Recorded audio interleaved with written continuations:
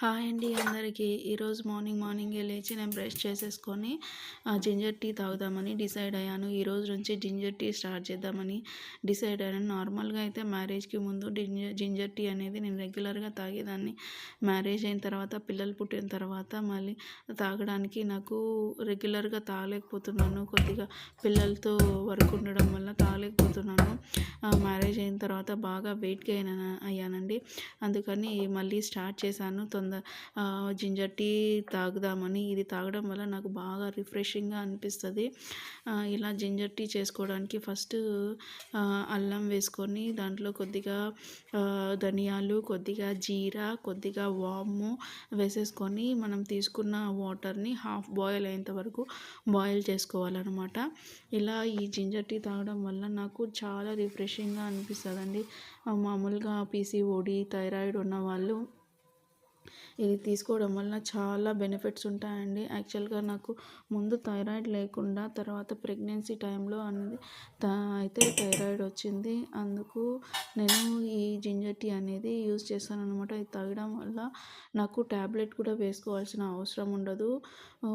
ఇది తాగితే ఫస్ట్ ఇలా హాఫ్ బాయిల్ అయిపోయాయి కదా చూడండి, హాఫ్ వరకు అయ్యాయి.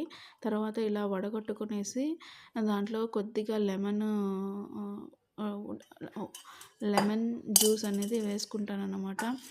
హనీ అయితే వేసుకోను, ఎందుకంటే నాకు ఈ వాటర్లో హనీ టేస్ట్ అనేది నచ్చదు.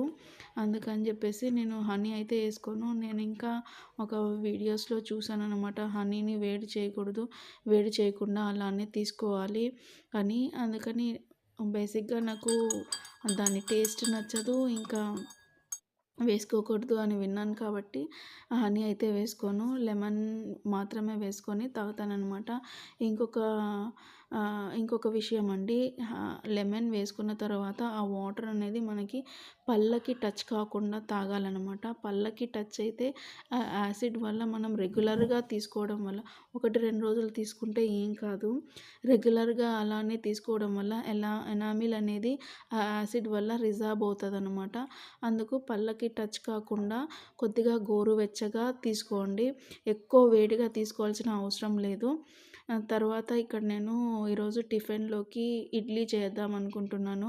మా హస్బెండ్ చికెన్ తెస్తానని చెప్పారు. ఇంకా ఇడ్లీ, చికెన్ అంటే మా పిల్లలకి చాలా ఇష్టము. అందుకని చెప్పేసి ఇడ్లీ చేద్దాం అనుకుంటున్నాను. ఇక్కడ ఇడ్లీ పిండి కలుపుకుంటున్నాను. ఇది నేను మిల్లెట్స్ అన్నీ వేసి రాగులు, జొన్నలు, సజ్జలు, ఇంకా మినప్పప్పు, ఇంకా కొద్దిగా మెంతులు, కొద్దిగా శనగబాళ్ళు అన్నీ వేసి చేశానండి. ఈ పిండి దోశలకి ఇంకా ఇడ్లీలకి రెండింటికి పనికొస్తుంది. ఇడ్లీలు అయితే చాలా సాఫ్ట్గా వస్తాయి, ఇంకా దోశలు కూడా చాలా క్రిస్పీగా వస్తాయన్నమాట. శనగబ్యాళ్ళు ఇంకా మెంతులు వేసాము కాబట్టి దోశలు కూడా రెడ్గా వస్తాయన్నమాట. ఇప్పుడైతే నేను ఇడ్లీ చేసుకుంటున్నాను. ఇడ్లీ కోసం అని చెప్పేసి కలుపుకుంటున్నాను. దాంట్లో ఇంత గట్టిగా కాకుండా కొద్దిగా వాటర్ వేసి కలుపుకోవాలన్నమాట. ఎక్కువ వాటర్ వేయాల్సిన అవసరం లేదు, కొద్దిగా వేసుకుంటే సరిపోతుందన్నమాట. ఇలా ఇడ్లీకి అన్నిటికీ వేసేసుకొని మా పిల్లలకి మాత్రము చిన్న చిన్న ఇడ్లీలు వేస్తున్నానండి. వాళ్ళకి ఇలా చిన్న చిన్న ఇడ్లీలు అయితే చాలా ఇష్టంగా తింటారు. అందుకని చెప్పేసి చిన్న చిన్న ఇడ్లీలు వేసి పెట్టేస్తున్నాను. మా హస్బెండ్ ఇంత లోపల లేచారు. తన కోసం అని చెప్పేసి, కాఫీ కోసం అని చెప్పేసి పాలైతే పెట్టేసి, ఇంకొక పక్కన చట్నీ కోసం అని చెప్పి పల్లీలు అయితే ఫ్రై చేసుకొని పక్కన పెట్టాను. అవి చల్లారడానికి చింతపండు కూడా వేసుకొని పక్కన పెట్టాను నానడానికి, చట్నీ కోసం అని చెప్పేసి. ఇప్పుడైతే కాఫీ ప్రిపేర్ చేస్తున్నాను. కాఫీ బ్రూ కాఫీ అన్నమాట. ఇలా మేము కాఫీలో కూడా చక్కెర అనేది యూజ్ చేయము. తనకి మేము మామూలుగా చక్కెర యూజ్ చేయకుండా కాఫీలో కానీ టీలోకి కానీ బెల్లాన్ని యూజ్ చేస్తామన్నమాట. ఇది ఆర్గానిక్ బెల్లం అన్నమాట. ఇది నార్మల్గా ఆర్గానిక్ షాపులలో, ఏ షాపులలో అయినా దొరుకుతుంది. దాన్ని యూజ్ చేస్తాము. చక్కెర అయితే యూజ్ చేయము. తర్వాత పల్లీలు అనేది చల్లగా అయిపోయాయి. ఇక్కడ చూడండి పల్లీలు మనం పొట్టు తీసుకునేటప్పుడు అవంతా చెరిగేటప్పుడు అవంతా ఎక్కువగా పడిపోతుంది కదా! ఇదొక టిప్ అన్నమాట. ఇక్కడ ఒక జల్లెడలో వేసుకొని ఇలా వేసేసుకుంటే తొందరగా పొట్టు అనేది కిందన పడిపోతుంది. మనం ఈజీగా ఒక బాక్స్‌లో అనేది వేసేసుకోవచ్చు. తర్వాత చట్నీ అనేది ప్రిపేర్ చేసుకుంటున్నాను. దీంట్లో కొద్దిగా పల్లీలు, పుట్నాల పప్పు కూడా వేస్తే చట్నీ అనేది చాలా టేస్టీగా వస్తుంది. ఆనియన్స్ అనేవి బాగా గ్రౌండ్ చేసేస్తే రెస్టారెంట్ స్టైలు ఇంకా బయట రోడ్ సైడ్ బండిలో చట్నీ అనేది చాలా బాగుంటుంది కదా! అలా వస్తుందండి. బ్రష్ చేసుకొని ఇడ్లీ తింటావు కదా.